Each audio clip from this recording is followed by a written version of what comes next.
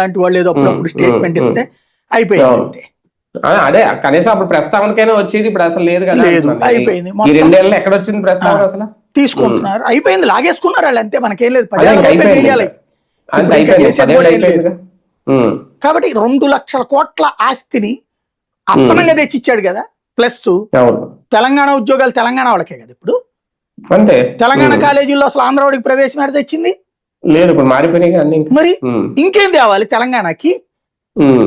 100కి హైదరాబాద్ లో ఇంతవరకు మనకి ఫ్రీ జోన్, అది ఆంధ్రవాడికి అందరికి అవకాశం ఉంది, ఇప్పుడు లేదుగా. మరి మిగిలిపోయిన నిజమైన ఆకాంక్షలు ఏంటో తెలంగాణ. మరి ఇంకేం ఆకాంక్ష ఆవిడకి? ఆవిడ సంపాదించుకోవడానికి ఇంకేమైనా ఆకాంక్ష చాలేదేమో. అదే కదా. సపరేట్ గా ప్యూర్లీ కేటీఆర్ కి హరీష్ రావుకి ఒక రాజకీయంగా ఒక సవాల్ ఏమన్నా విసురుతున్నారా? అందుకేనా ఈ పార్టీ ఏర్పాట్లు ఇవన్నీ?